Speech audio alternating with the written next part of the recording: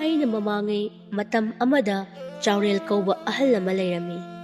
चाउरेलगी मचानुपा अहुम पोक्लमी। मचानुपा अहनगी ममिंगना अचौ हाइना कौरमी। मचानुपा Yaima अदुगी ममिंगना याइफबा हाइना कौरमी। मचानुपा अतोनबा अदुगी ममिंगना तोमथिल हाइना कौरमी। चाउरेलगी नुपी लेखिद्रे। चाउरेलना मचानुपा अहुमबु ममागी अवाटपा लेहंदना चाउननबा योक्लमी। अचौगा याइफबगदी थबक यामना तलमी। नुमित चुप्पगी कोइबगा लांगबगा अदुम तौदुना Laramie. मपागी मतिंगसु पांगलमदे अदुबु तोमथिलदी मपागी मतिंग यामना पांगलमी। मीगी अवाबु उबा यादे खुन अदुदा लेरिबा मीसिंगनसु तोमथिलबु यामना नुंसिबिरमी। अंगनबा अयुक्की मतमनी। चाउरेल ngantana haugatuna machasingbu tumliba kaduda sangsillaktuna machasingbu haudoklami. Achauga yaifabagadi mapana haudoklibadu tarabasu tasinnaramdi. Adumak tumsinduna leirami. Adubu tumthindi mapana haudoklibadu taraduna haugalaklami. Tumthinna mapada yengladuna baba ngasigidi labukto aiga oina chalurasi. Chaurelna amuk kumlai. Nang tasawga tayaygasu yaurabadi ngasi se loishinba yarabani. Phare phare aikhoi ani oina chatlurasi. Asi haiduna chaurelga machanupa atoma tumthilga labukta chatkirami. Achauga yaifabagasu numit yunglaba kanda hawgalaklami. Mangolda hakang wawa chanduna machin manaw anido wari shanarami. Yaifabana mayambada yengladuna tachaw ngasigidi chakse tachaw oina khara thonglo. Aidi ngasi se imanaba kharaga thaba ama chasena haina kibani. Achawna mukumlai aishu soiba yadaba thaba ama lei. Imanabana soiba yaroina cheksina hairakhraba poni. Aduna nangi thabakto aruba natrabadi chakto nang oina thonglo. Yaifabana amukumlai yaroida taso mi ai jatrabadi soidana saukragani. Phare adudi aikhoi aitomana labukte karaklaga thongjarari. Adumna tarasi taso. Machin manaw anido asumna hainaduna maphinana setuna thoki. Somdana labuktani sakraba nusa aduda mapa macha laukana pengli. Chaureldi ahangi matamga oishilakpaga nusa marak aduda thabak subado masado yamna warami. Tomthilna mapa ware haiba khangladuna asumna hairi. Baba nusa sabasida baba yamna waram lagani. Urumsida ngayakta pothabiruru. Waliba kharase nasalo shinjaralge. Chaurelna mukumlai yanida baba wade nayamba anisina karom thoktoribanu khangde thabakna marol ama suningdriba oiba langbana pamliba. Tomthinna mukumlai baba tasawga tayaigasu nongmadi soidani gyan tarakhini.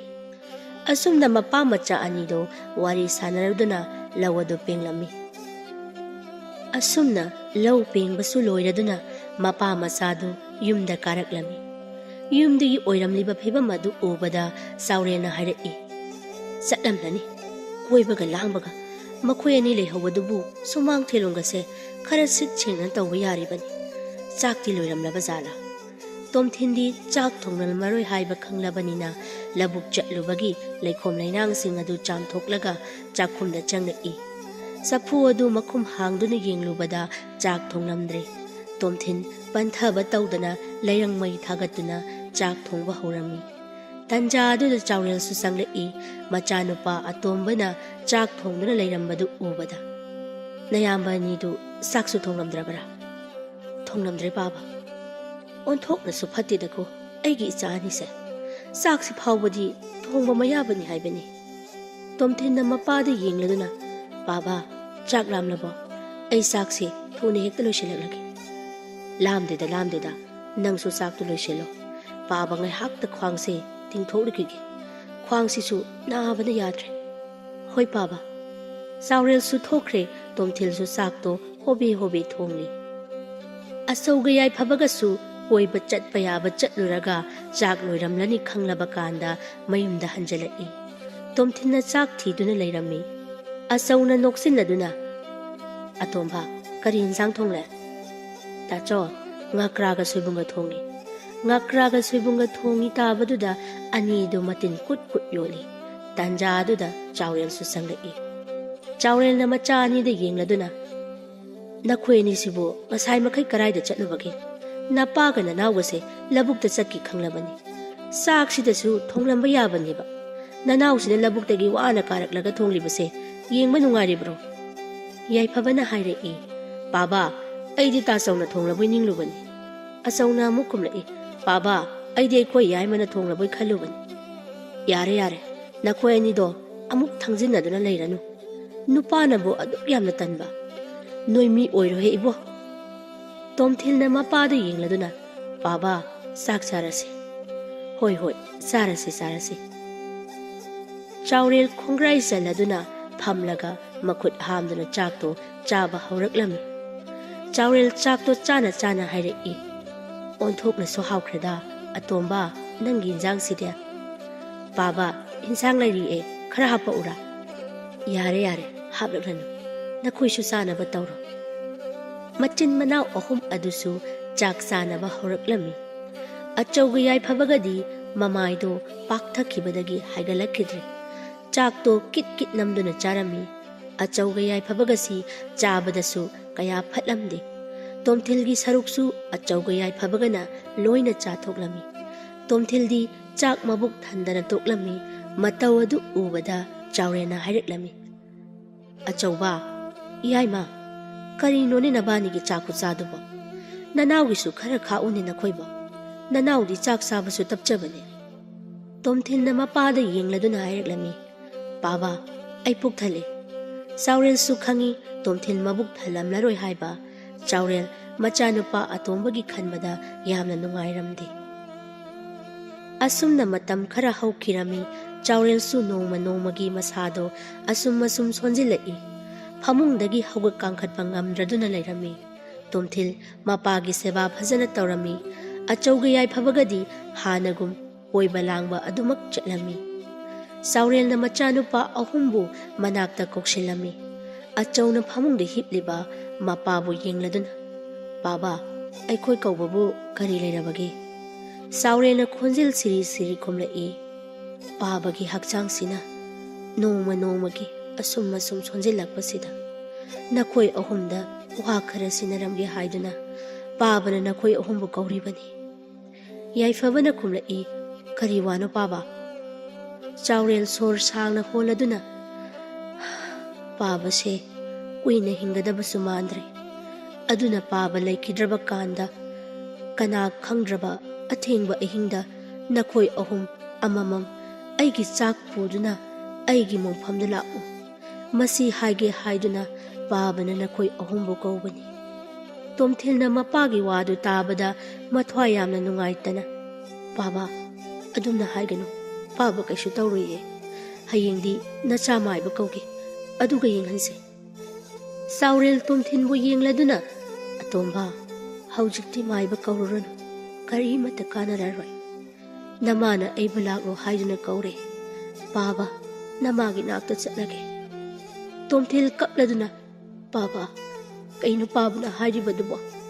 ꯄꯥꯕꯥ, ꯅꯪ ꯑꯩꯈꯣꯏꯕꯨ ꯊꯥꯗꯣꯛꯇꯨꯅ ꯆꯠꯈꯤꯕ ꯌꯥꯔꯣꯏꯌꯦ ꯄꯥꯕꯥ꯫ ꯆꯥꯎꯔꯦꯜ ꯃꯆꯥ ꯑꯍꯨꯝꯕꯨ ꯅꯨꯡꯁꯤꯅ ꯌꯦꯡꯗꯨꯅ ꯍꯥꯏꯔꯛꯏ, ꯑꯆꯧꯕ, ꯏꯌꯥꯏꯃ, ꯅꯅꯥꯎ ꯅꯨꯄꯥꯁꯦ ꯌꯥꯝꯅ ꯄꯪꯖꯕꯅꯤ꯫ ꯄꯥꯕꯅ ꯂꯩꯇ꯭ꯔꯕ ꯀꯥꯟꯗ ꯅꯅꯥꯎ ꯑꯅꯤꯁꯤꯕꯨ ꯂꯨꯅ ꯇꯧꯔꯛꯎꯀꯣ꯫ ꯋꯥꯍꯩ ꯈꯔꯁꯤ ꯍꯥꯏꯔꯝꯂꯒ ꯆꯥꯎꯔꯦꯜ ꯑꯔꯣꯏꯕ ꯁꯣꯔ ꯍꯣꯟꯈꯤ꯫ ꯃꯄꯥ ꯂꯩꯇ꯭ꯔꯦ ꯈꯪꯂꯕꯗ ꯃꯆꯥꯅꯨꯄꯥ ꯑꯍꯨꯝꯗꯨ ꯌꯥꯝꯅ ꯀꯞꯂꯝꯃꯤ꯫ ꯑꯁꯨꯝꯅ ꯆꯥꯎꯔꯦꯜꯒꯤ ꯊꯋꯥꯏ ꯌꯥꯎꯗ꯭ꯔꯕ ꯍꯛꯆꯥꯡ ꯑꯗꯨ ꯅꯣꯡꯉꯥꯜꯂꯒ ꯃꯊꯧ ꯃꯉꯝ ꯄꯥꯡꯊꯣꯛꯂꯝꯃꯤ꯫ ꯅꯨꯃꯤꯗꯥꯡꯒꯤ ꯃꯇꯝꯁꯨ ꯑꯣꯏꯁꯤꯜꯂꯛꯂꯝꯃꯤ꯫ ꯆꯥꯎꯔꯦꯜꯅ ꯍꯥꯏꯔꯝꯕꯒꯤ ꯃꯇꯨꯡ ꯏꯟꯅ ꯑꯆꯧꯅ ꯆꯥꯛ ꯄꯨꯗꯨꯅ ꯆꯠꯄ ꯇꯥꯔꯝꯃꯤ꯫ ꯑꯗꯨꯕꯨ ꯑꯆꯧ ꯑꯊꯦꯡꯕ ꯑꯍꯤꯡ ꯑꯗꯨꯗ ꯃꯄꯥꯒꯤ ꯃꯣꯡꯐꯝ ꯇꯥꯅ ꯆꯠꯄ ꯀꯤꯔꯝꯃꯤ꯫ ꯑꯗꯨꯅ ꯀꯗꯔ ꯍꯧꯔꯛꯂꯝꯃꯤ꯫ ꯑꯆꯧꯅ ꯇꯣꯝꯊꯤꯜꯒꯤ ꯃꯅꯥꯛꯇ ꯆꯪꯂꯗꯨꯅ ꯑꯁꯨꯝꯅ ꯍꯥꯏꯔꯛꯏ, ꯑꯇꯣꯝꯕ, ꯉꯁꯤꯗꯤ ꯇꯥꯆꯧꯁꯦ ꯏꯁꯥ ꯈꯔ ꯅꯨꯡꯉꯥꯏꯇ꯭ꯔꯦ꯫ ꯇꯥꯆꯧꯒꯤ ꯃꯍꯨꯠ ꯑꯣꯏꯅ ꯅꯪꯅ ꯈꯔ ꯆꯠꯂꯨꯔꯒꯦꯔꯥ?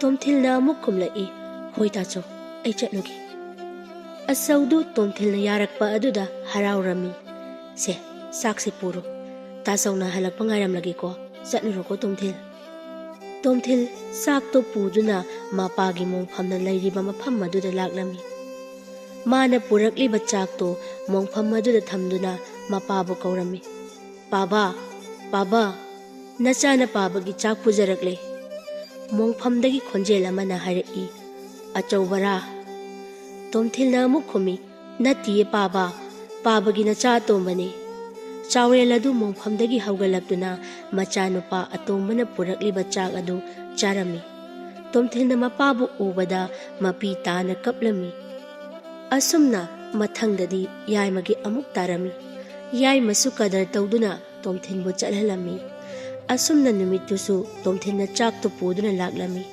तोमथिलना पुरकलिबा चाकतो मपागी थवाइना मोंफमदगी थोलक्तुना चारमी मथंगी नुमितदी तोमथिलगी तारमी तोमथिलना चाकतो पुदुना मपागी मोंफमदा लागलमी अदुगा मपाबु कौरमी चावरेलसु थोरकलदुना चाकतो चारमी चावरेल चाक चाबा लोइरदुना तोमथिलदा येंगलदुना असुमना हायरई अतोंबा नहाक खक्तना इपाना हायरंबा थबकसिंग असे पांगथोकलक्पनी अदुना ngасidi ipa nangonda khudop ahom pige khudop ahom ase nangna seksinna thamu khudop achauba sina nangna chaning ba mathel singado khudop achauba sigi mapaldagi thokhan mangam gadawribani aduga yengo hangama pal machuki khudop ama yawribasina sana lupa thokhan mangam ba khudop ni aduna khudop angangba sina ne nangna chaning mamba pham amada mitna kupada chatpa phangani khudop ahum ase pawa mangni khana section thamu koi bungo asi hairam laga chaurel gi thawai adu lairam lenda chatkirami tomthil su mapa chatkibadu yengladuna kaptuna lehawi somdana amu achauga yai phabaga wa khanarami yai mana sumna hairaklami ta chaw ekhoi ni gi leriba lanthum mayam se ta sauga ibani kakki oinanaba aikhoi atomba se yum asidagi ta tokrasi achau sungai hak wakal khallaga hairei nangna haribadudi yaine adubu loiribadi atombane irai laina chatlu haiba yarak noine khullai kaina su ibani dagidi atombane hena nusibani khungi mi singna su atombagi misangda loina sangkhigani yaima wakal mi hak khaladuna hairei phare adudi taso sumaina tawrasi hayengse atomba se patta koiba purasi hi tongmuna chatlagane tanja yenglaga पत्याई हेक इंधरसी याइमगी वादु असौशु यारमी तोमथिलसु खुदोप अहुमदो पुदुना मयुमदा हलकलमी माने युमदा हलकपददी मयाम्बा अनीदो तुमदुना लेरमनी तोमथिल वाखलदा खली अइबो तासौगा तयाइगसे हौदोकलगा पाबना इंगोंदा पिरकलिबा खुदोप अहुमसिगी मरमदा हायरसिराने हायररोइगेदा हयेंग ओइना हेक्ता हायरके असी खल्लदुना तोमथिल चाखुमदा चंगलदुना मागी खाकलमलिबा चाक खरादु चारमी साबा लोइरदुना तोमथिल मागी फमुंगदा चंगदुना तुमलमी असुमना नोंसु ngalakle तोमथिल ngantana haugatuna मागी तौगदब मथौसिंग अदो अदुमक तौरमी अचौगा याय फबगदी थेंगना हौगलक्लमी तोमथिल मयाम्बा निगी मनाक्ता चंगलक्तुना ताचो तयाय सेनखा सेंगदोपिरो आई चाक थिरमलगे याय मन खुमलई होय अदो अतोंबा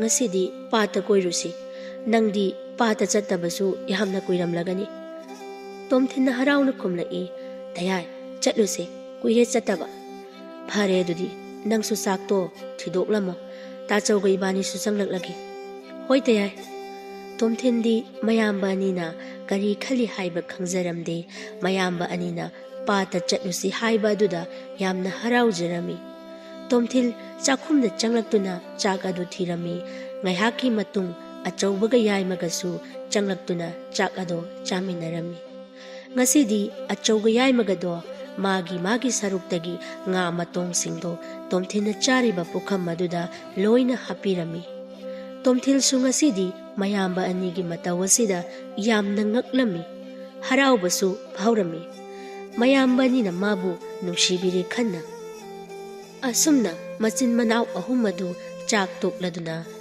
पात लेरिबा अदोमदा पुन्ना लाक्लमी याई मना तोमथिलदा येंगलदुना अतोंबा नंगबु ही तोंनिंगदब्रो तोमथिलना तोंनिंगी तयाय अदुदी ही असे होलकलगे पयाइदगी थमचेत हेगलगा चारोसे थमचेत चादबसु यामना कुइरे असुमना macin manau ahumdu hi tongladuna patyai tamna laklami. Patyai yaurabada achauga tomthingana thamchet singado heklami. Asumna thamchet tusu phanayamna hekle. Patugi khwaidagi luba mafam amada hi ado honjilaklami. Yaimana achauda tomthil isingda intharo yare haina ingit tawraklami. Achausu mirak narak yengladuna tomthilbu patuda intharami. Tomthil patyayaduda tasinkhirami. Achauna khara pakhatna yaima hi ado mamayam thunam leitho. Yaimasu pakhatna kumlai. Hoi thaso. Asumna mabuk phatraba machin manawa ani adu hi honduna chatkirami. Tomthil ising aduda irak narami. Tomthil mapana mangonda hairambadu ningsinglai.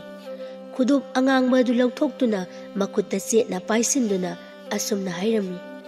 He matik magul leiraba khudub. Nahakna aibu ipak asidagi lauthokpiyu. Aibu sapagadaba mafam amada aibu pubiru. Tomthilna wahi singadu hek haibadagi tomthil umang amada leirami. Umang amada leirambadu ubada masado ungak ngaklami. Mathanada asumna solami. Aina leiriba mafam asibu kadaidano. Aibu yumda halasirane. Ai yumda hanba yade. Ai hingli haiba khanglabadi mabuk phatraba aigi iyamba anina aibu hatnaba soidana honarakigani. Aduna matam kharadi ai mafam asida leirake. Asumna tomthil wakan khaladuna laklami. Mana asum lakpada ahal loiraba matai manawani khak thengnarami. Tomthilsu ahal anidugi manakta sangsillaklami. Tomthil ahal aniduda yenglaga imaga pabagabu mafam asidagi oirabra nacha karigumba kharadang hangjageba. Ahal anidusu tomthilna yenglaga hairai kari hangi haiba noi chabo nangna hanglibado hekta hangu. Tomthilna amu hairai mafam asibu kari lam kaubage. Ichanupa mafam ase ningsingkhul haina kawi. Nangdi karamba khungangdagino? Baba aidi pat asigi wangmada taba khulasidagini. Imaga pabagabu mafam asida kari tawbiramlibano? Ichanupa namaga aikhoy ani ase umang asida sing chalambani. Nangdi khun asida kaidawba lakpano? Baba aidi khun asida koiba oina lakpani. Ado baba matam khara baba khoigi yumda nacha leijage yagadra? Ahal anidu yengnarami aduga harai. Ichanupa namaga aikhoy anigi yumdi yamna phibam chadini. Nangna leibadi layu karishu kaide. Nang leibadi nama ibanigidi leibak yamna phabani. Baba adugidi nacha karishu khanjadiye. Singdo nacha paijaraklage. Babaga imaga mang thabiro. Asumna ahal ani adu mamang thanduna laklami. Asum lakpana ahal ani adugi yumsu yawraklami. Yumdu yengbada phibam yamna charamdi. Hanubi aduna isanupa mangda uriba yum masini. Yengbada phibam ama chadrabani. Hangoiganuko lao lao imungda changnasi.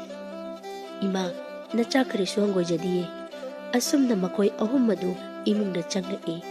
Numidangi matam yauraduna hanubi aduna araiba khara thongduna tomthilbu pijanaba haiduna thaurang tawrami. Hanuba aduga tomthilgasu phunga aduda mai tikna wari sanarami. Hanuba aduna tomthilda yengladuna isanupa nangdi ima paba suna leiribara? Tomthilna baba aigidi ima su paba su leikidre. Tomthilna magi wari pomba ahal anigi mafamda loina leirami. Onthokna su phattedako hek pokminaba manau nupabu sibadasu puba yararoidaba lanthum khara mihaubagidamak hatke haina thaurangba. Isasidi karisu khalunu makhoigisu maralgi matungina isona dandi soidana pikigani. Hanubi adusu sak loiraduna tomthilbu kaurai. Ichanupa sakse saringasida sathoknaro lao. Hensangadi ahauba pijaba ngamdre. Hangam hekta thongjilabani. Haugadra hauraroidra haibadi khangdre.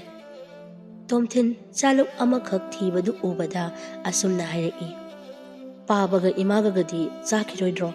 नचागा पुना चारसे हनुबीना इचानुपा नंग पाबगा आइगदी चानिंग्रे ngasai chak thengna charubana khangra tawrise nang chathoklo tomthin su khangle cheng leitabagini haiba tomthil magi khudop achauba du lokhoklaga asumna hairaklami he matik magul leiraba khudop nahakna ahau ahauba mathelu koi kayam yawba chanuk ahum thoalo tomthilna adumna hek haibaga makhoi ahumgi mamangda chaluk ahum thoklaklami matau adu ubada ahal ani adu yamna ngaklami Baba, Ima, lao. Masigidi nachaga puna chak ase chaminarase. Ahal ani dusu henzang mana maduda sak khanglam lam lai aduna tomthin na hariba du yarami.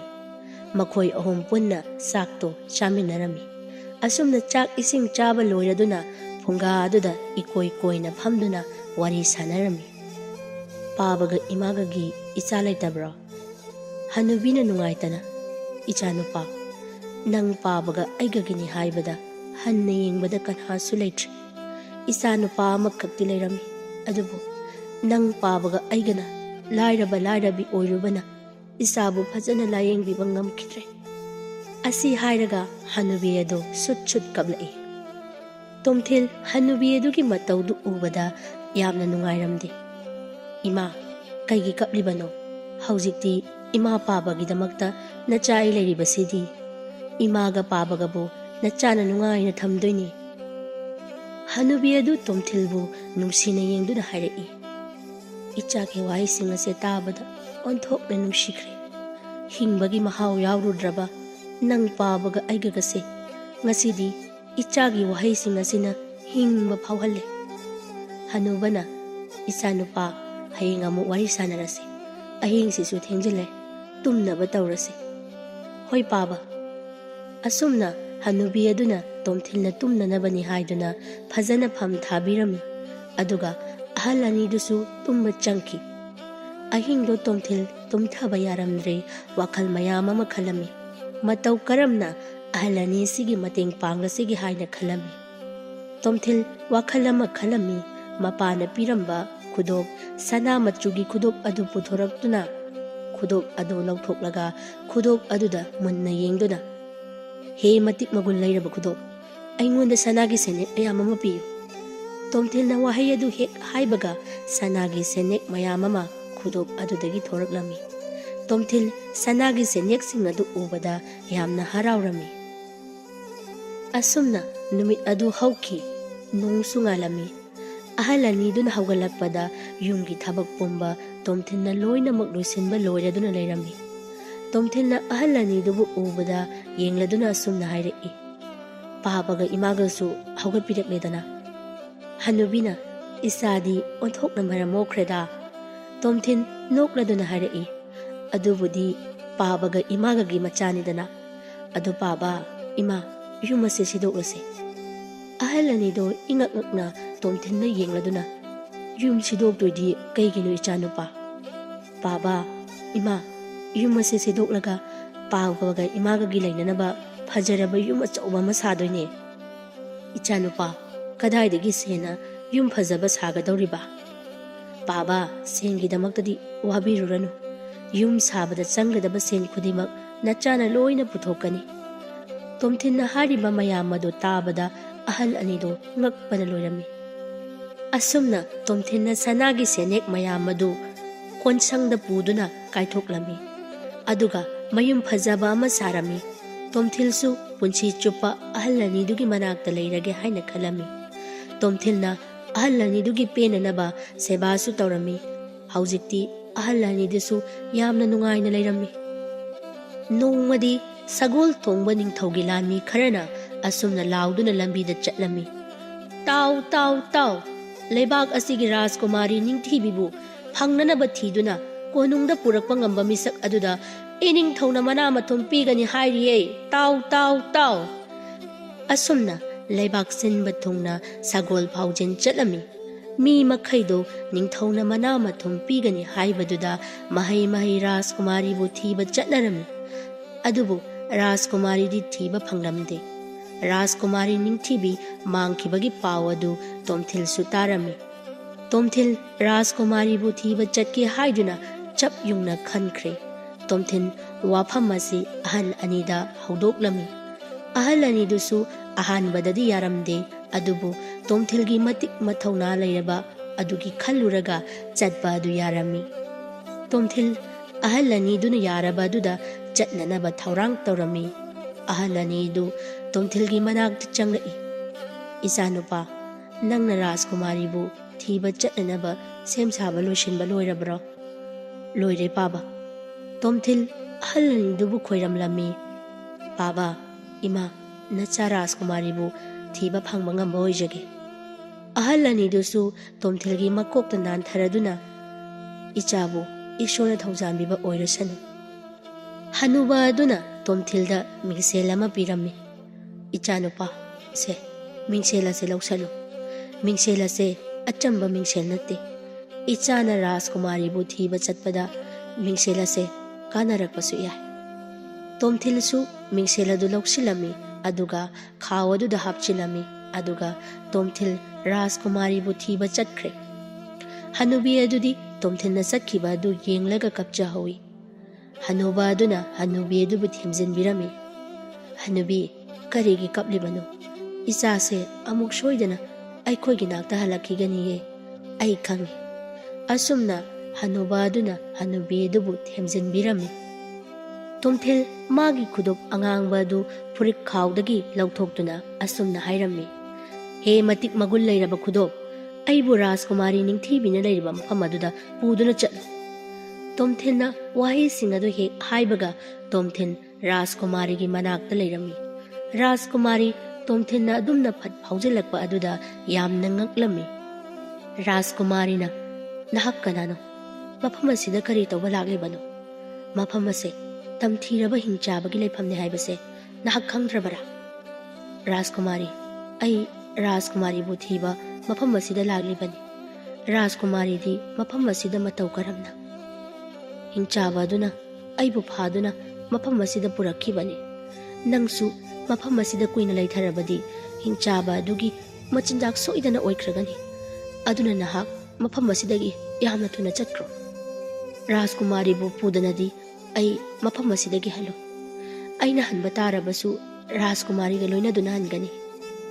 ꯔꯥꯖꯀꯨꯃꯥꯔꯤ ꯇꯣꯝꯊꯤꯜꯒꯤ ꯊꯧꯅꯥ ꯂꯩꯕ ꯃꯇꯧ ꯑꯗꯨ ꯎꯕꯗ ꯇꯣꯝꯊꯤꯜꯕꯨ ꯅꯨꯡꯁꯤꯕ ꯐꯥꯎꯔꯛꯂꯝꯃꯤ꯫ ꯃꯈꯣꯏ ꯑꯅꯤ ꯑꯃꯅ ꯑꯃꯗ ꯉꯥꯏꯍꯥꯛ ꯌꯦꯡꯅꯗꯨꯅ ꯂꯩꯔꯤ꯫ ꯑꯁꯨꯝꯅ ꯉꯥꯏꯍꯥꯛ ꯍꯧꯈ꯭ꯔꯕ ꯇꯨꯡꯗ ꯍꯤꯡꯆꯥꯕ ꯑꯗꯨ ꯂꯥꯛꯄꯒꯤ ꯃꯈꯣꯜ ꯇꯥꯔꯛꯂꯝꯃꯤ꯫ ꯔꯥꯖꯀꯨꯃꯥꯔꯤꯅ ꯄꯥꯈꯠꯅ "ꯐꯠꯇ꯭ꯔꯕ ꯍꯤꯡꯆꯥꯕ ꯑꯗꯣ ꯂꯥꯛꯂꯦ꯫ ꯃꯍꯥꯛꯅ ꯅꯪꯕꯨ ꯎꯈ꯭ꯔꯕꯗꯤ ꯃꯍꯥꯛꯀꯤ ꯃꯆꯤꯟꯖꯥꯛ ꯁꯣꯏꯗꯅ ꯑꯣꯏꯈ꯭ꯔꯒꯅꯤ꯫ ꯑꯗꯨꯅ ꯅꯪ ꯃꯥꯅ ꯎꯔꯣꯏꯗꯕ ꯃꯐꯝ ꯑꯃꯗ ꯂꯣꯠꯂꯨ." ꯇꯣꯝꯊꯤꯜꯁꯨ ꯔꯥꯖꯀꯨꯃꯥꯔꯤꯅ ꯍꯥꯏꯕꯒꯤ ꯃꯇꯨꯡ ꯏꯟꯅ ꯍꯤꯡꯆꯥꯕ ꯑꯗꯨꯅ ꯎꯔꯣꯏꯗꯕ ꯃꯐꯝ ꯑꯃꯗ ꯂꯣꯠꯈꯤꯔꯝꯃꯤ꯫ ꯍꯤꯡꯆꯥꯕ ꯑꯗꯨ ꯃꯅꯥꯇꯣꯟꯗꯨ ꯁꯨꯠ ꯁꯨꯠ ꯅꯝꯂꯗꯨꯅ ꯆꯪꯂꯛꯏ꯫ "ꯃꯤꯅꯝ ꯅꯝꯃꯤꯗ, ꯉꯁꯤꯗꯤ ꯑꯩ ꯃꯤ ꯆꯥꯒꯗꯧꯔꯕ?" ꯑꯁꯤ ꯍꯥꯏꯗꯨꯅ ꯀꯟꯅ ꯀꯟꯅ ꯂꯥꯎ ꯂꯥꯎꯗꯨꯅ ꯆꯪꯂꯛꯏ꯫ ꯔꯥꯖꯀꯨꯃꯥꯔꯤ ꯍꯤꯡꯆꯥꯕ ꯑꯗꯨꯅ ꯇꯣꯝꯊꯤꯜꯒꯤ ꯂꯩꯐꯝ ꯈꯪꯈꯤꯕ ꯇꯥꯔꯦ ꯈꯟꯅ ꯌꯥꯝꯅ ꯄꯥꯈꯠꯆꯔꯝꯃꯤ꯫ "ꯍꯤꯡꯆꯥꯕ, ꯃꯐꯝ ꯑꯁꯤꯗꯕꯨ ꯀꯔꯝꯕ ꯇꯥꯏꯕꯪ ꯃꯤ ꯂꯥꯛꯀꯗꯧꯔꯤꯕꯅꯣ? ꯇꯥꯏꯕꯪ ꯃꯤꯗꯤ ꯂꯥꯏꯔꯗꯅ ꯂꯝꯂꯛꯀꯤ ꯁꯥ ꯎꯆꯦꯛ ꯐꯥꯎꯕ ꯁꯨꯡ ꯑꯁꯤꯗ ꯆꯪꯕ ꯉꯝꯗ꯭ꯔꯤꯕꯅꯤ꯫ ꯃꯤꯅꯝ ꯅꯝꯂꯤꯕꯗꯣ ꯑꯩꯉꯣꯟꯗꯒꯤ ꯑꯣꯏꯒꯅꯤ." ꯍꯤꯡꯆꯥꯕꯅ "ꯅꯝꯂꯤꯕ ꯃꯅꯝ ꯑꯁꯦ ꯅꯪꯒꯤ ꯃꯅꯝ ꯅꯠꯇꯦ. ꯃꯤꯅꯝꯁꯤꯅ ꯇꯥꯛꯄꯗꯤ ꯃꯐꯝ ꯑꯁꯤꯗ ꯅꯪ ꯅꯠꯇꯕ ꯇꯥꯏꯕꯪ ꯃꯤ ꯑꯃ ꯂꯩꯔꯦ ꯍꯥꯏꯅ ꯇꯥꯛꯄꯅꯤ." ꯍꯤꯡꯆꯥꯕ ꯑꯗꯨꯕꯨ ꯅꯨꯡꯁꯤꯕ ꯁꯥꯔꯗꯨꯅ ꯑꯁꯨꯝꯅ ꯍꯥꯏꯔꯛꯂꯝꯃꯤ꯫ "ꯍꯤꯡꯆꯥꯕ, ꯅꯪꯕꯨ ꯑꯩ ꯅꯨꯡꯁꯤ ꯍꯥꯏꯕꯗꯥꯏꯅꯦ? ꯅꯪꯅ ꯑꯩ ꯅꯨꯡꯁꯤꯔꯒ ꯑꯩꯅ ꯍꯥꯏꯕ ꯐꯥꯎꯕ ꯊꯥꯖꯕꯤꯗ꯭ꯔꯕ?" ꯑꯁꯤ ꯍꯥꯏꯗꯨꯅ ꯔꯥꯖꯀꯨꯃꯥꯔꯤꯗꯨ ꯁꯥꯎꯁꯤꯟꯅꯔꯝꯃꯤ꯫ ꯍꯤꯡꯆꯥꯕ ꯑꯗꯨ ꯔꯥꯖꯀꯨꯃꯥꯔꯤꯅ ꯑꯗꯨꯝꯅ ꯃꯥꯕꯨ ꯅꯨꯡꯁꯤꯕ ꯁꯥꯗꯨꯅ ꯍꯥꯏꯔꯛꯄ ꯑꯗꯨꯗ ꯄꯨꯡꯄꯪ ꯄꯪꯊꯔꯝꯃꯤ꯫ "ꯀꯔꯤꯒꯤ ꯅꯪꯅ ꯍꯥꯏꯕ ꯋꯥꯕꯨ ꯑꯩꯅ ꯊꯥꯖꯔꯣꯏꯗꯣꯔꯤꯕꯅꯣ ꯔꯥꯖꯀꯨꯃꯥꯔꯤ?" "ꯍꯤꯡꯆꯥꯕ, ꯑꯩ ꯅꯍꯥꯜ ꯃꯈꯩ ꯆꯥꯗꯕꯒꯤ ꯏꯁꯥꯁꯦ ꯌꯥꯝꯅ ꯁꯣꯟꯊꯔꯦ꯫ ꯎꯃꯪꯗꯒꯤ ꯑꯍꯥꯎꯕ ꯍꯩ ꯔꯥ ꯈꯤꯛꯇ ꯍꯦꯛꯄꯤꯔꯣꯕ꯫ ꯅꯪꯅ ꯍꯦꯛꯂꯛꯄ ꯍꯩ ꯔꯥꯁꯤꯡ ꯑꯗꯨ ꯆꯥꯔꯒ ꯏꯁꯥꯁꯦ ꯈꯔ ꯇꯦꯛꯈꯠꯄ꯭ꯔꯥ ꯌꯦꯡꯒꯦ." ꯍꯤꯡꯆꯥꯕ ꯑꯗꯨ ꯍꯔꯥꯎꯅ "ꯍꯩ ꯔꯥꯗꯤ ꯑꯩꯅ ꯍꯦꯛꯂꯛꯄꯒꯤ ꯃꯌꯥꯝ ꯑꯃ ꯂꯩꯔꯤꯕꯗꯨꯗꯤ." ꯔꯥꯖꯀꯨꯃꯥꯔꯤꯅ ꯑꯗꯨꯗꯤ ꯂꯣꯏꯅ ꯈꯨꯏꯔꯦ ꯑꯈꯨꯏꯕꯗꯨꯗꯤ ꯑꯩꯗꯤ ꯆꯥꯅꯤꯡꯗꯦ ꯍꯧꯖꯤꯛꯇ ꯍꯦꯛꯂꯛꯄ ꯑꯇꯦꯛꯄ ꯍꯩ ꯔꯥꯁꯤꯡ ꯑꯗꯣ ꯑꯗꯨ ꯑꯣꯏꯅ ꯆꯥꯅꯤꯡꯉꯤ ꯐꯔꯦ ꯑꯗꯨꯗꯤ ꯑꯩ ꯅꯪꯒꯤ ꯆꯥꯅꯅꯕ ꯍꯩ ꯔꯥ ꯎꯃꯪꯗꯒꯤ ꯍꯦꯛꯂꯨꯈꯤꯒꯦ ꯑꯁꯤ ꯍꯥꯏꯔꯝꯂꯒ ꯍꯤꯡꯆꯥꯕ ꯑꯗꯨ ꯔꯥꯖꯀꯨꯃꯥꯔꯤꯅ ꯆꯥꯅꯅꯕ ꯍꯩ ꯔꯥ ꯍꯦꯛꯄ ꯆꯠꯈꯤ ꯍꯤꯡꯆꯥꯕ ꯑꯗꯨꯅ ꯆꯠꯈꯤꯕꯒ ꯇꯣꯝꯊꯤꯜꯁꯨ ꯂꯣꯠꯂꯝꯕꯗꯒꯤ ꯊꯣꯔꯛꯏ ꯔꯥꯖꯀꯨꯃꯥꯔꯤ ꯍꯤꯡꯆꯥꯕ ꯑꯁꯤꯅ ꯍꯩ ꯔꯥ ꯊꯤꯕ ꯆꯠꯈ꯭ꯔꯤꯉꯩꯁꯤꯗ ꯑꯩꯈꯣꯏꯕꯥꯅꯤ ꯆꯦꯜꯍꯧꯔꯁꯤ ꯃꯗꯨ ꯌꯥꯔꯣꯏ ꯑꯩꯈꯣꯏꯅ ꯐꯅ ꯆꯦꯟꯅꯕ ꯍꯣꯠꯅꯔꯕꯁꯨ ꯐꯠꯇ꯭ꯔꯕ ꯍꯤꯡꯆꯥꯕ ꯑꯁꯤꯅ ꯐꯪꯅꯅꯕ ꯁꯣꯏꯗꯅ ꯊꯤꯔꯛꯈꯤꯒꯅꯤ ꯑꯗꯨꯅ ꯍꯤꯡꯆꯥꯕ ꯑꯁꯤꯕꯨ ꯍꯥꯟꯅ ꯍꯥꯠꯂꯝꯈꯤꯁꯤ ꯃꯇꯧ ꯀꯔꯝꯅ ꯍꯤꯡꯆꯥꯕ ꯑꯁꯤꯕꯨ ꯍꯥꯠꯀꯅꯤ ꯔꯥꯖꯀꯨꯃꯥꯔꯤ ꯔꯥꯖꯀꯨꯃꯥꯔꯤꯅ ꯑꯁꯨꯝꯅ ꯍꯥꯏꯔꯛꯂꯝꯃꯤ ꯍꯤꯡꯆꯥꯕ ꯑꯁꯦ ꯃꯤꯡꯁꯦꯜ ꯎꯕ ꯌꯥꯗꯦ ꯃꯤꯡꯁꯦꯜ ꯑꯃ ꯂꯩꯔꯕꯗꯤ ꯍꯤꯡꯆꯥꯕ ꯑꯁꯤꯕꯨ ꯄꯨꯟꯁꯤ ꯆꯨꯞꯄꯒꯤ ꯄꯨꯟꯁꯤꯟꯗꯨꯅ ꯐꯥꯖꯤꯟꯗꯨꯅ ꯊꯝꯕ ꯉꯝꯒꯅꯤ ꯇꯣꯝꯊꯤꯜ ꯃꯄꯥꯅ ꯄꯤꯔꯛꯄ ꯃꯤꯡꯁꯦꯜ ꯑꯗꯨ ꯈꯪꯅꯤꯡ ꯅꯤꯡꯁꯤꯡꯂꯛꯏ ꯇꯣꯝꯊꯤꯜꯅ ꯑꯁꯨꯝꯅ ꯍꯥꯏꯔꯛꯂꯝꯃꯤ ꯃꯤꯡꯁꯦꯜ ꯑꯗꯨꯗꯤ ꯑꯩꯉꯣꯟꯗ ꯌꯥꯎꯔꯤꯌꯦ ꯔꯥꯖꯀꯨꯃꯥꯔꯤ ꯑꯁꯤ ꯍꯥꯏꯔꯗꯨꯅ ꯃꯤꯡꯁꯦꯜ ꯑꯗꯨ ꯄꯨꯊꯣꯛꯇꯨꯅ ꯔꯥꯖꯀꯨꯃꯥꯔꯤꯗ ꯄꯤꯔꯝꯃꯤ ꯑꯁꯨꯝꯅ ꯔꯥꯖꯀꯨꯃꯥꯔꯤꯒ ꯇꯣꯝꯊꯤꯜꯒꯗꯣ ꯋꯥꯔꯤ ꯈꯔ ꯈꯟꯅꯔꯝꯃꯤ ꯑꯁꯨꯝꯅ ꯍꯤꯡꯆꯥꯕ ꯑꯗꯨꯁꯨ ꯍꯜꯂꯛꯂꯝꯃꯤ ꯔꯥꯖꯀꯨꯃꯥꯔꯤꯅ ꯌꯥꯝꯅ ꯍꯩꯁꯤꯡꯅ ꯍꯤꯡꯆꯥꯕ ꯑꯗꯨꯕꯨ ꯃꯤꯡꯁꯦꯜ ꯑꯗꯨꯗ ꯐꯥꯖꯤꯟꯗꯨꯅ ꯊꯝꯈꯤ ꯑꯗꯨꯒ ꯃꯤꯡꯁꯦꯜ ꯑꯗꯨ ꯇꯨꯔꯦꯟꯗ ꯊꯥꯗꯈꯤꯔꯝꯃꯤ ꯔꯥꯖꯀꯨꯃꯥꯔꯤꯒ ꯇꯣꯝꯊꯤꯜꯒꯁꯨ ꯀꯣꯅꯨꯡꯗ ꯍꯜꯂꯛꯂꯝꯃꯤ ꯅꯤꯡꯊꯧꯅ ꯃꯆꯥꯅꯨꯄꯤꯅ ꯇꯦꯛꯇ ꯀꯥꯏꯗꯅ ꯍꯜꯂꯛꯄꯗꯨ ꯎꯕꯗ ꯑꯗꯨꯛꯀꯤ ꯃꯇꯤꯛ ꯍꯔꯥꯎꯔꯝꯃꯤ ꯅꯤꯡꯊꯧꯅ ꯇꯣꯝꯊꯤꯜꯗ ꯊꯧꯅꯥ ꯂꯩꯕ ꯅꯨꯄꯥ ꯅꯪꯒꯤ ꯊꯧꯅꯥ ꯑꯗꯨ ꯅꯤꯡꯊꯧ ꯑꯩꯅ ꯌꯥꯝꯅ ꯊꯥꯒꯠꯂꯤ ꯅꯪꯒꯤ ꯑꯄꯥꯝꯕ ꯁꯅꯥ ꯂꯨꯄꯥ ꯅꯪꯅ ꯑꯄꯥꯝꯕ ꯈꯨꯗꯤꯡꯃꯛ ꯅꯤꯌꯨ ꯅꯤꯡꯊꯧ ꯑꯩꯅ ꯁꯣꯏꯗꯅ ꯄꯤꯔꯒꯅꯤ ꯇꯣꯝꯊꯤꯜꯅ ꯑꯁꯨꯝꯅ ꯍꯥꯏꯔꯛꯂꯝꯃꯤ ꯏꯅꯤꯡꯊꯧ ꯅꯅꯥꯏ ꯑꯩꯍꯥꯛꯇꯤ ꯁꯅꯥ ꯂꯨꯄꯥ ꯑꯃꯠꯇ ꯄꯥꯝꯖꯗꯦ ꯑꯗꯨꯕꯨ ꯑꯩꯒꯤ ꯑꯄꯥꯝꯕ ꯑꯃꯈꯛꯇꯤ ꯂꯩ ꯅꯤꯡꯊꯧ ꯅꯤꯡꯊꯧꯅ ꯑꯁꯨꯝꯅ ꯍꯥꯏꯔꯛꯂꯝꯃꯤ ꯍꯥꯏꯌꯨ ꯅꯪꯒꯤ ꯑꯄꯥꯝꯕꯗꯨ ꯅꯤꯡꯊꯧ ꯑꯩꯅ ꯁꯣꯏꯗꯅ ꯄꯤꯒꯅꯤ ꯇꯣꯝꯊꯤꯜꯅ ꯑꯁꯨꯝꯅ ꯈꯨꯝꯂꯛꯂꯝꯃꯤ ꯏꯅꯤꯡꯊꯧꯒꯤ ꯏꯆꯥꯅꯨꯄꯤ ꯔꯥꯖꯀꯨꯃꯥꯔꯤꯁꯦ ꯅꯅꯥꯏ ꯑꯩꯒꯤ ꯊꯃꯣꯏꯅ ꯁꯦꯡꯅ ꯅꯨꯡꯁꯤꯖꯔꯨꯔꯦ ꯏꯅꯤꯡꯊꯧꯅ ꯄꯤꯕꯤꯒꯦ ꯍꯥꯏꯔꯕꯗꯤ ꯔꯥꯖꯀꯨꯃꯥꯔꯤꯕꯨ ꯑꯣꯏꯅ ꯄꯤꯕꯤꯌꯨ ꯅꯤꯡꯊꯧꯅ ꯔꯥꯖꯀꯨꯃꯥꯔꯤꯗ ꯑꯣꯟꯁꯤꯜꯂꯗꯨꯅ ꯑꯁꯨꯝꯅ ꯍꯥꯏꯔꯛꯏ ꯔꯥꯖꯀꯨꯃꯥꯔꯤ ꯅꯨꯄꯥ ꯑꯁꯤꯅ ꯍꯥꯏꯔꯤꯕꯁꯦ ꯏꯆꯥꯅ ꯀꯔꯤ ꯈꯜꯂꯤꯕ ꯏꯆꯥꯒꯤ ꯑꯄꯥꯝꯕꯗꯣ ꯍꯥꯏꯌꯨ ꯏꯄꯥ ꯅꯤꯡꯊꯧ ꯅꯆꯥꯁꯨ ꯊꯧꯅꯥ ꯐꯕ ꯅꯨꯄꯥ ꯑꯁꯤꯕꯨ ꯅꯆꯥ ꯑꯩꯍꯥꯛꯅ ꯑꯍꯥꯟꯕ ꯎꯕꯃꯛꯇꯗ ꯅꯨꯡꯁꯤꯕ ꯐꯥꯎꯈ꯭ꯔꯦ ꯅꯤꯡꯊꯧꯅ ꯅꯣꯛꯂꯗꯨꯅ ꯐꯔꯦ ꯐꯔꯦ ꯑꯗꯨꯗꯤ ꯅꯤꯡꯊꯧ ꯑꯩꯅ ꯅꯈꯣꯏ ꯑꯅꯤꯕꯨ ꯌꯥꯝꯅ ꯆꯥꯎꯅ ꯂꯨꯍꯣꯡꯕꯤꯔꯒꯅꯤ ꯑꯁꯨꯝꯅ ꯅꯤꯡꯊꯧꯅ ꯔꯥꯖꯀꯨꯃꯥꯔꯤꯒ ꯇꯣꯝꯊꯤꯜꯒ ꯌꯥꯝꯅ ꯆꯥꯎꯅ ꯂꯨꯍꯣꯡꯕꯤꯔꯝꯃꯤ ꯇꯣꯝꯊꯤꯜ ꯂꯨꯍꯣꯡꯂꯕ ꯃꯇꯨꯡ ꯔꯥꯖꯀꯨꯃꯥꯔꯤꯕꯨ ꯑꯍꯜ ꯑꯅꯤꯗꯨꯒꯤ ꯌꯨꯝꯗ ꯄꯨꯔꯛꯇꯨꯅ ꯌꯥꯝꯅ ꯅꯨꯡꯉꯥꯏꯅ ꯄꯥꯟꯈꯤꯔꯝꯃꯤ ꯃꯕꯨꯛ ꯐꯠꯇ꯭ꯔꯕ ꯃꯆꯤꯟ ꯃꯅꯥꯎ ꯑꯅꯤ ꯑꯗꯨꯗꯤ ꯊꯕꯛ ꯁꯨꯕ ꯅꯣꯝꯕ ꯇꯟꯃꯟꯕꯗꯒꯤ ꯌꯨꯝ ꯍꯤꯡꯈꯣꯜ ꯄꯨꯝꯕ ꯀꯥꯏꯗꯨꯅ ꯆꯥꯕꯗ ꯂꯣꯏꯔꯝꯃꯤ ꯂꯧ ꯍꯤꯡꯈꯣꯜꯁꯨ ꯃꯤꯅ ꯂꯣꯏꯅ ꯂꯧꯈꯤꯔꯝꯃꯤ ꯃꯆꯤꯟ ꯃꯅꯥꯎ ꯑꯅꯤꯗꯣ ꯂꯝꯕꯤꯒꯤ ꯆꯥꯛꯅꯤꯕ ꯑꯣꯏꯗꯨꯅ ꯃꯄꯨꯟꯁꯤ ꯑꯗꯣ ꯂꯦꯟꯈꯤꯔꯝꯃꯤ